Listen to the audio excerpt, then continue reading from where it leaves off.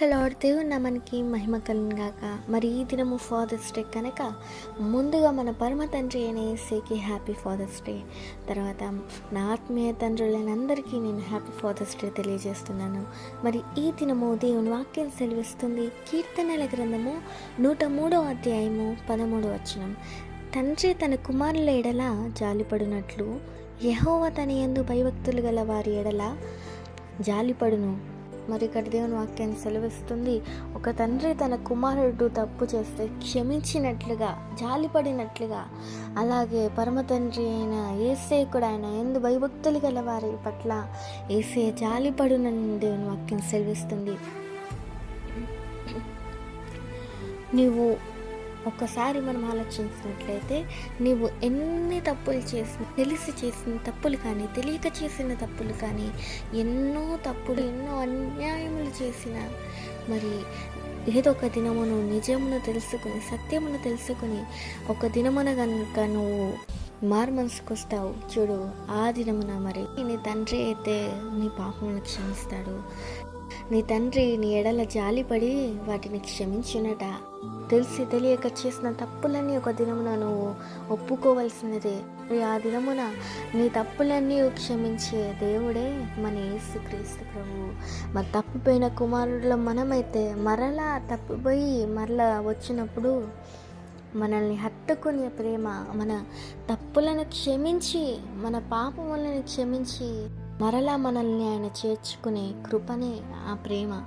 మరి మొదటి యోహాను రాసిన పత్రిక 4వ అధ్యాయం 19వ వచనం చూసుకున్నట్లయితే, ఆయనే మొదట మనల్ని ప్రేమించిన గనుక మనము ప్రేమించుచున్నామని దేవుని వాక్యం సెలవిస్తుంది.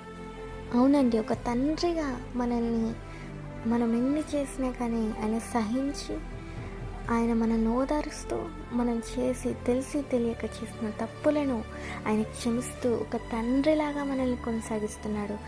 మరి ఈ లోకంలో తండ్రి నువ్వు ఒక తప్పు పని చేస్తున్నావంటే, ఒక తప్పు చోటికి వెళ్తున్నావంటే ఎంతో దుఃఖిస్తాడు. కానీ మన పరమ తండ్రి అయిన యేసయ్య కూడా అంతే. నువ్వు ఎలాగైతే నువ్వు తప్పులో, పాపంలో పడి ఉంటావో, మరి నీకోసమే ఆ బాధను తట్టుకోలేక, నువ్వు తప్పుదారిలో వెళ్తున్నావు అని చూడలేకనే మన యేసయ్య మొదట మనల్ని ప్రేమించి తన రక్తమును కార్చి ఉన్నాడు. ఆయన మన తండ్రిలాగా, ఆయనకు మనము కుమారులాగా ఆయన మనల్ని చూసుకొని ఉన్నాడు. అంటే ఎంతో గొప్ప ప్రేమ ఆయన మన పట్ల చూపించి ఉన్నాడు. ఈ లోకంలో తల్లిదండ్రులు మనం తప్పుదారిలో వెళ్తున్నామంటే గద్దిస్తూ ప్రేమించి ఎంతో దుఃఖిస్తారు. ఎందుకంటే మనం ఎంతగానో తప్పు పనులు చేస్తున్నాం కాబట్టి. అదే మన పరమ తండ్రి అయిన యేసయ్య కూడా ఆ బాధను తట్టుకోలేక, నా బిడ్డ పాపంలో పడిపోయి నరకంలో వెళ్ళుచున్నది, ఇది ఎట్లా అని తట్టుకోలేక మన యేసుక్రీస్తు ప్రభువు వారు ఏకంగా ఆయన మనిషి రూపమును ధరించి ఆయన్ని సిల్వలో బలియాగమై, నీ కొరకే కదా, నా కొరకే కదా, మనందరి కొరకే కదా మన యేసయ్య ఆఖరి రక్త బొట్టు వరకు ఆ సిలువలో కార్చి ఉన్నాడు. మనము మన చేతులతో చేసిన తప్పుల వలన మన తండ్రి అయిన యేసయ్య తన చేతులకు శీలలు, మొలలు కొట్టించుకుని ఉన్నాడు. మనము ఏ తప్పుడు దానిలో వెళ్ళి ఉన్నామో అదే కాళ్ళకి మన తండ్రి అయిన యేసయ్య మొలలు, శీలలను, మేకులను కొట్టించుకొని ఉన్నాడు. మనం ఎంతో తప్పులు చేసినా కానీ, మనం ఆలోచించే చెడు తలంపులు ఎన్నో,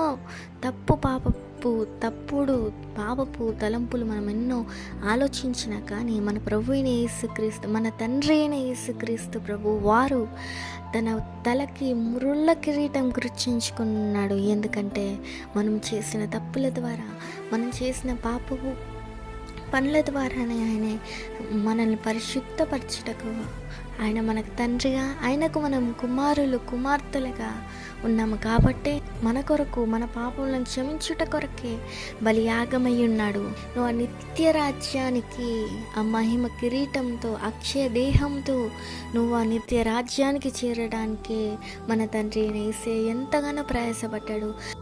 ఆయన మన సొంత తండ్రి వలె మనల్ని ఆదరిస్తున్నాడు. ఒకవేళ నువ్వు ఏ పనులు అయితే చేస్తున్నావో అది దేవుని చిత్తం కాదా ఒకసారి ఆలోచించు. ఎందుకంటే మన ప్రభువు, మన తండ్రి అయిన యేసుక్రీస్తు ప్రభువు వారే, మన తండ్రి, మన నాన్న అయిన యేసేనే ఎంతగానో మన భారమంతా ఆయన మీద మోయించుకొని ఉన్నాడు. ప్రియ దేవుని బిడ్డలారా, మనం ఈ దినమున ఒకసారి ఆలోచిద్దాం. ఒకవేళ ఏమైనా తప్పు పని చేసి ఉన్నావేమో, నీ తండ్రి అయిన యేసు దగ్గరికి వెళ్ళి నువ్వు ఒక్కటి మొరపెట్టు, ప్రభువా, నేను తెలిసి తెలియక చేసిన తప్పుల కొరకు, నా కొరకు నువ్వు సిలువ బలియాగమయ్యావే, మరి నేను ఖచ్చితంగా నా బాటలను సరిదిద్దుకుంటానని ఒకసారి దేవుని అడుగు. ఈ దినమున ఫాదర్స్ డే కనుక ఈ దినము నుండైనా కనీసం మనం దేవుని సంతోషపెట్టే బిడ్డలుగా, మన నాన్న అయిన, మన తండ్రి అయిన యేసైనా సంతోషపెట్టే కుమారులుగా, కుమార్తెలుగా, ఆయన బిడ్డలుగా మనం ఉంటున్నట్లయితే మన తండ్రి అయిన యేసు నాన్నగారు ఎంతగానో సంతోషిస్తారు. అందుకనే తలలు వంచినట్లయితే మనం చేసిన ప్రతి తప్పును ఒప్పుకుందాం. ఈ దినము నుండి, ఈ క్షణము నుండి మన తండ్రి అయిన, మన నాన్న అయిన యేసుక్రీస్తు ప్రభువు వారిని ఆనందపరిచే బిడ్డలుగా మనం ముందుముగాక. ఆమేన్. మహోన్నతుడ, మహిమాన్వితుడైన దేవానికి వందనములు యేసయ్యా. ఏమి ఇచ్చిన రుణం తీర్చలేం తండ్రి. యేసయ్యా, నీకు వందనములు తండ్రి, నీకు కోట్ల కృతజ్ఞతాస్తుతులు చెల్లిస్తున్నాం.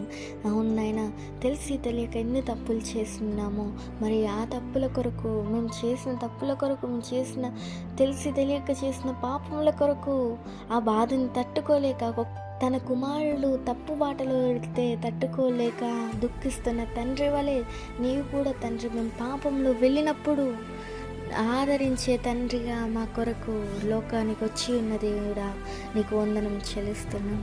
ఇక నుండి నేను సంతోషపరిచే బిడ్డలుగా, తండ్రిని సంతోషపరిచే బిడ్డలుగా మేము ఇక నుండి తీర్మానం తీసుకొంచున్నాం తండ్రి.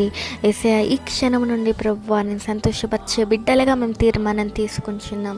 మరి హోల్ స్పిరిట్ మినిస్ట్రీస్ని జ్ఞాపకం చేసుకోండి. మరి ఎవరైతే వాక్యం వింటున్నారో ప్రతి ఒక్క బిడ్డని దీవించి ఆశీర్వదించమని నజరేయుడైన యేసుక్రీస్తు నామంలో నా ప్రార్థన అంతటి అడిగి వేడుకొంచున్నాం పరమ తండ్రి. ఆమేన్, ఆమేన్, ఆమేన్.